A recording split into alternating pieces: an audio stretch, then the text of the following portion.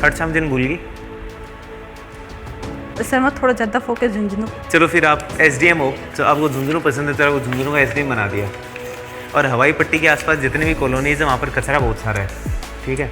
उस कचरे का 100% निवारण चाहिए मेरे को। बताओ कैसे करोगे? सारे पावर्स हैं आपके पास, फंडिंग सब कुछ आपके पास, बताइए कैसे करोगे? एकदम कंक्रीट स्टेप्स में आंसर दीजिएगा, मुझे गोलमोल कोई बात नहीं चाहिए। एजुकेशन, जब कोई भी प्रोजेक्ट्स बड़े एक एरिया में होते हैं तो वो ओवरऑल उस एरिया के डेवलपमेंट में योगदान देते हैं। हाँ सर। कुछ एग्जांपल्स या इकोनॉमिक एक्टिविटीज़ बता सकते हो आप? सर जैसे कि मैं प्रिंस एजू हब में पढ़ रही हूँ तो मैं यहीं का एग्जांपल ले लेती हूँ। ये सीकर के बाहर की साइड है थोड़ा, तो जब ये बसा तो यहाँ पे एकदम सुनसान था, कुछ ज़्यादा था नहीं। पर अब धीरे धीरे रेजिडेंशियल एरियाज़ जैसे यहाँ पे गोविंदम है, गणेशम है, वो बसे।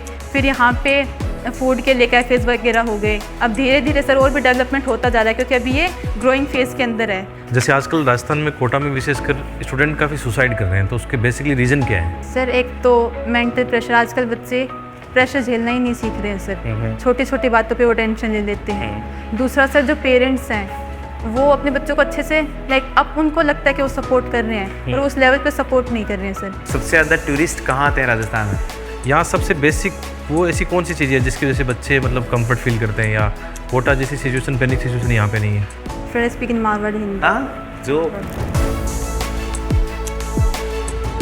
सर मेरा नाम पारुल पचार है, मैं चिड़ावा झुंझुनू हूँ। मैं मेरी प्राइमरी स्कूल हरियाणा हूँ, करी अम्बाड़ा हूँ, हैं, गोल्डन आर्मी पब्लिक स्कूल हूँ। ठीक है। और बाद में आगे की सेकेंडरी और हायर एजुकेशन मैं डालमिया हूँ करी ही, जो चिड़ावा के अंदर है। और अभी मैं अपनी जो ग्रेजुएशन है मैं शेखावाटी यूनिवर्सिटी में करी हूँ, प्रिंस कॉलेज से। ठीक है, ठीक है। तो ग्रेजुएशन हो गई आपकी? No sir. कौन से? Third year year. में हो? Yes sir. ठीक है। तो ये अरावली का जो मुद्दा चल रहा था अभी, क्या मुद्दा था? आपने अगर पढ़ा उसके बारे में तो? सर जितना मुझे याद है उससे लाइक सर 200 आपको मीटर। क्या याद है? मुझे ना तो ये जानना है ना मुझे उसमें कोई इंटरेस्ट है। जो मुद्दा है आप मेरे को वो बताइए बस। सर 200 मीटर के जो बिल्लो अरावली है ना, उसको हटाने की बात चल रही थी सर। कहाँ से? मतलब एकदम मिटा देंगे धरती से? सर से इतना मुझे इसके बारे में याद नहीं है। ठीक है, ठीक है। चलो, तो ये अल नीनो इफेक्ट क्या होता है जानते हो आप? यस सर, जब वो मॉनसून इसके टाइम कम हो जाता है सर। क्यों हो सकता है? हाँ प्लीज़ आप अपना टाइम दीजिए प्लीज़। सर जो नॉर्मली जो साइकिल होती है ना, वो करसेल होता है, उसके अंदर जो सदर्न अमेरिका होता है, चाइल्ड वाली कंट्रीज़ होती है वो सर नॉर्मली वहाँ पे ऐसे ड्राई रहता है। ठीक है, चलो दूसरी बात बता देना तू मन। यहाँ बता कि आपने शेखावटी रीजन 5 चीज़ बता कि ये चीज़ अगले फेमस है। शेखावटी रीजन सर सोमपजा तो हवेलिया sir, friend speaking Marwari Hindi. हाँ, जो सर सोमपजा तो हवेलिया के लिए और स्पेशली भित्ती चित्रा के लिए कि वो बहुत ही फेमस है। दूसरों सर कई सारा मोन्यूमेंट है, जानो खेतड़ी पैलेस होगो या फिर झुंझुनू का अंदर आने सती मंदिर है वो होगो। खान पान के लिए भी बहुत फेमस है। सजाए मैं चिड़ावा की हूँ, चिड़ावा का पेड़ा बहुत फेमस है, तो वो 3 चीज़ होगी। और एजुकेशन भी काफ़ी अच्छी है शेखावाटी की, 4 चीज़ होगी। झुंझुनू अच्छू है। और सर आर्मी के लिए, आर्मी में बहुत जाते हैं। खर्च हम दिन भूल गई। सर मैं थोड़ा ज़्यादा फोकस झुंझुनू। राजस्थान का टूरिज़्म, सबसे ज़्यादा टूरिस्ट कहाँ आते हैं राजस्थान में? सर खाटू श्याम जी। इसको तो भूल गए आप। तो मान लो कल को आप IAS बन गए, है ना, और आपको पॉलिसी बनाने के लिए भेज दिया हमने किसी भी चीज़ की, आप एजुकेशन सेक्टर में पॉलिसी बना रहे हो, तो आप तो कल को भूल जाओगे कि झारखंड में क्या हो रहा है? नहीं सर ऐसा नहीं है। अभी क्या नाम है? नहीं, ऐसा तो हम देख रहे हैं ना अभी कि आपको मैंने शेखावटी का पूछा, आप चूरू को भूल गए, सीकर को भूल गए, या सिर्फ झुंझुनू का बता रहे हो, है ना। जो इम्पोर्टेंट चीज़ है, जो सबसे ज़्यादा टूरिज़्म अट्रैक्ट करती है इंडिया में, सीकर में और पूरे राजस्थान में, उस चीज़ को भूल गए तो आप तो झारखंड को भूल जाओगे, छत्तीसगढ़ को भूल जाओगे। तो ऐसे कैसे पॉलिसी बनाओगे फिर आप? सर अब धीरे धीरे जब चलो फिर आप SDM हो, सीकर के SDM हो, तो आपको झुंझुनू पसंद है तो आपको झुंझुनू का SDM बना दिया। और हवाई पट्टी के आसपास जितने भी कॉलोनीज़ हैं वहाँ पर कचरा बहुत सारा है, ठीक है। उस कचरे का 100% निवारण चाहिए मेरे को। बताओ कैसे करोगे? सारे पावर्स हैं आपके पास, फंडिंग सब कुछ आपके पास, बताइए कैसे करोगे? एकदम कंक्रीट स्टेप्स में आंसर दीजिएगा, मुझे गोलमोल कोई बात नहीं चाहिए। सर जो बायोलॉजिकल वेस्ट है तो उससे मैं क्या ना बायोगैस बनाने का करूँगी, ताकि वहाँ के मतलब जो आपने सोच लिया कि मैं बायोगैस बनाऊंगी तो बन जाएगी बायोगैस? सर कि मेरे पास टेक्नोलॉजी है, लोग हैं, सारा मैंने finance आपको कहा है। कि स्टेप बाय स्टेप प्रोसेस वाली एक पॉलिसी बताइए मेरे को। Okay sir. सर सबसे पहले तो उसके कलेक्शन और सेग्रीगेशन पे काम करूँगी। कैसे करोगे वही तो बताइए। अच्छा वो भी बताना। ऐसे तो मुझे पर्यावरण प्रोटेक्शन के लिए काम करना है, मैं बहुत सारे पेड़ लगाऊंगा, मैं सारे धुआं बंद कर दूंगा, ऐसे थोड़ी होगा। सर कैसे करोगे वो बताओ। सबसे पहले तो अनएम्प्लॉयमेंट तो इंडिया में बहुत सारा है, तो वहाँ पे जो आसपास में अनएम्प्लॉयड लोग होंगे और जो अनस्किल्ड हैं, क्योंकि जो स्किल होंगे वो तो और कहीं भी जा सकते, जो अनस्किल्ड लेबर होंगे उनको मैं रिक्रूट करूँगी। फिर उनको मतलब कि थोड़ी बहुत ट्रेनिंग की भी उनको ज़रूरत है कि किस टाइप का कचरा है, उनको कैसे सेग्रीगेट किया जाए। फिर उनको व्हीकल्स वगैरह प्रोवाइड करके फिर वो वहाँ जाके कलेक्ट कर लेंगे और उनको सेग्रीगेट कर लेंगे। फिर आगे सर इंडस्ट्रीज़ वगैरह जो उसके लिए चाहिए होंगी बायोगैस वगैरह बनाने के लिए, उसमें वो जो बायो सारा है वो वहाँ पे पहुँच जाएगा और फिर वहाँ पे इंजीनियर्स वगैरह वो सब होंगे और जो बाकी अनस्किल्ड लेबर जिनकी ज़रूरत होती है वो भी उनको प्रोवाइड किया जाएगा।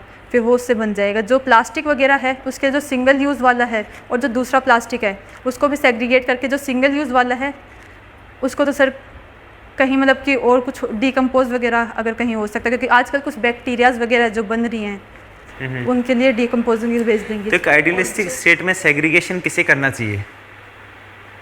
कैसे सर? जो आप वेस्ट सेग्रीगेशन की बात कर रहे हो, एक आइडियल स्टेट में सेग्रीगेशन कहाँ होना चाहिए? सर जहाँ पे कलेक्ट कर रहे हैं वहीं पे ना, जहाँ जनरेट होता है वहाँ पे। तो सेग्रीगेशन घर में होना चाहिए। तो आप उन लोगों के अवेयरनेस के लिए क्या कर रहे हो? वो तो कल को फिर वहीं सड़क के पास में फेंकेंगे कूड़ा, उसका तो कुछ किया ही नहीं आपने। सर जैसे कि मैं लोकल लोगों को ही रिक्रूट कर रही हूँ, तो अगर मान लो कि सबसे पहले अगर मैंने अवेयरनेस भी फैला दी तो स्टार्टिंग में तो कोई बात मानने से रहा। चलो थे फौजा की बात करी कि डिफेंस के लिए ये रीज़न बहुत फेमस है। तो ये बताओ, क्या ये आपको नहीं लगता है पीओके लेने का सबसे आइडियलिस्टिक टाइम है, सबसे सही टाइम अभी है? पीओके क्या है आपको पता है? हाँ सर। तो पीओके इंडिया को नहीं लेना चाहिए अब?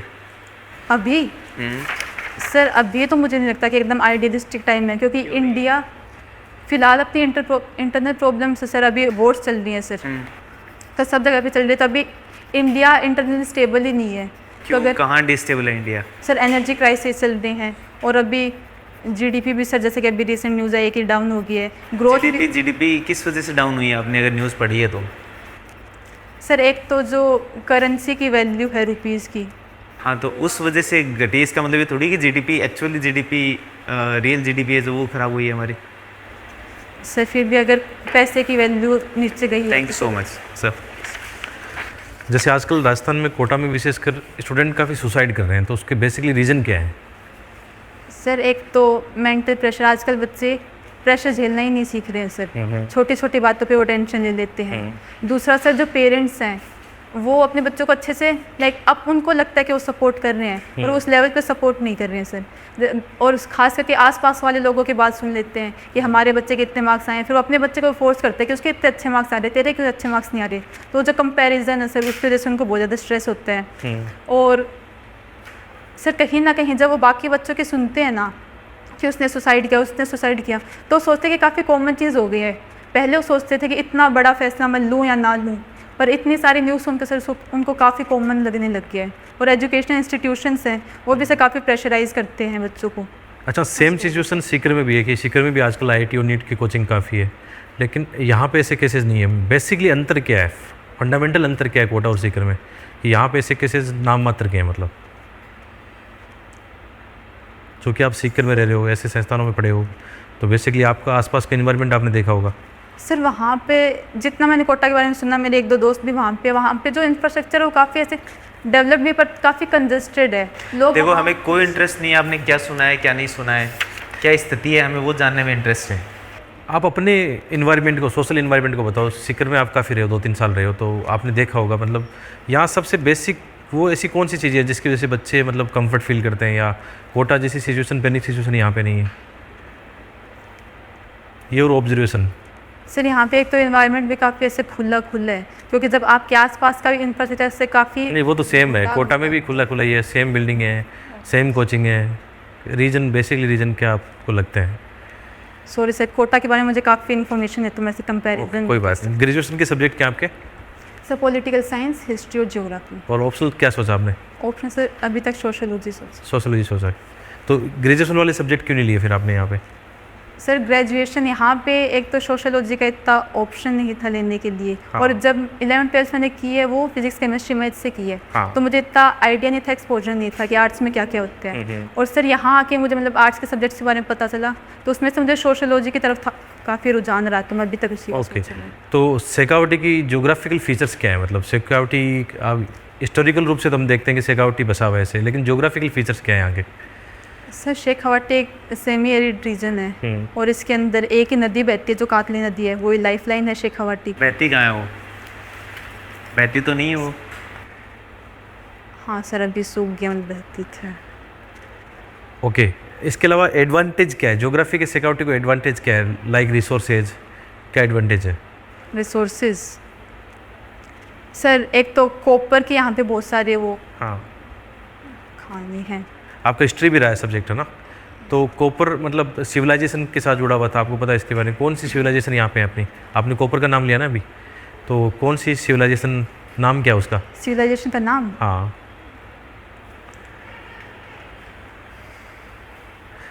जैसे आपने कालीबंगा, पीलीबंगा ऐसे नाम सुना हो, तो अपने वाली का यहाँ शेखावटी का नाम क्या है? खेतड़ी सिंघाना। इसका ये नाम था, प्राचीन नाम? सॉरी सर नाम नहीं पता। ओके, चलो शाम। अच्छा ठीक है। फारुल आप चिड़ावा से हैं, शेखावाटी बेल्ट से, तो ये राजस्थान में शेखावाटी बेल्ट है जो एजुकेशन में काफ़ी अच्छा कर रहा है as compare to other parts, Yes, sir. तो ऐसा क्यों? इसके पीछे क्या रीजन्स हैं? सर एक तो जो शेखावाटी एरिया है वो काफ़ी डेवलप्ड, और यहाँ पे जैसे कि आर्मी की तरफ ज़्यादा रुझान है लोगों का, तो बाहर जाते हैं तो उन्हें पता चलता है कि एजुकेशन की इम्पोर्टेंस क्या है, इसलिए ज़्यादा से ज़्यादा चाहते हैं कि उनके बच्चे एजुकेट हुए। और ये जो एरिया है ये ऐसे बैकवर्ड नहीं, और यहाँ पे सेमी एरिड है जैसे, तो एग्रीकल्चर होता है पर इतना ज़्यादा स्कोप नहीं है, तो उनको कुछ ना कुछ और इवॉल्व करना पड़ेगा अपनी तो वेस्टर्न life राजस्थान में भी है, वहाँ तो और कम बारिश हो रही है, फिर वो डेवलप हो जाना चाहिए था। पर सर वो जो है वो बाकी अपन मतलब एक टाइप से कह सकते हैं कि मेन लैंड जैसे कि ये दिल्ली के पास लगता है, या फिर इसका एक्सपोजर ज़्यादा है, वहाँ के लोग हैं वो उनके पास इतना एक्सपोजर नहीं है, और वो हैंडीक्राफ्ट की तरफ ज़्यादा रुझान रखते हैं। शेखावाटी में भी हैंडीक्राफ्ट है वो भी लिमिटेड है, एग्रीकल्चर है वो भी लिमिटेड है, तो ज़्यादातर गवर्नमेंट जॉब की तरफ ही रुझान रहता है, तो उसके लिए फिर एजुकेशन ज़रूरी है इसलिए सर। एजुकेशन जब कोई भी प्रोजेक्ट्स बड़े एक एरिया में होते हैं तो वो ओवरऑल उस एरिया के डेवलपमेंट में योगदान देते हैं। बस सर। कुछ एग्जांपल्स या इकोनॉमिक एक्टिविटीज़ बता सकते हो आप? सर जैसे कि मैं प्रिंस एजू हब में पढ़ रही हूँ, तो मैं यहीं का एग्जांपल ले लेती हूँ। ये सीकर के बाहर की साइड है थोड़ा, तो जब ये बसा तो यहाँ पे एकदम सुनसान था, कुछ ज़्यादा था नहीं, पर अब धीरे धीरे रेजिडेंशियल एरियाज़ जैसे यहाँ पे गोविंदम है, गणेशम है, वो बसे, फिर यहाँ पे फूड के लिए कैफ़ेज़ वगैरह हो गए। अब धीरे धीरे सर और भी डेवलपमेंट होता जा रहा है, क्योंकि अभी ये ग्रोइंग फेज़ के अंदर है, तो इसके अंदर मॉल वगैरह और बाद में काफ़ी सारी इंडस्ट्रीज़ होंगी। ठीक है। चिड़ावा से हैं आप, चिड़ावा के पेड़े काफ़ी फेमस हैं, सर तो क्यों ऐसा? उनके पेड़ों में कोई बनाने में कोई स्पेसिफिकेशंस है क्या? स्पेसिफिकेशंस मतलब पेड़े तो कहीं के भी फेमस हो सकते हैं, चिड़ावा के पेड़े क्यों फेमस हैं? सॉरी सर इसके बारे में कुछ खास आइडिया नहीं है, इनमें स्पेशल क्या है। क्या इनको जीआई टैग मिला हुआ है? No sir. आपको जीआई टैग के बारे में पता है? यस सर, जियोग्राफिकल इंडिकेशन की वजह से।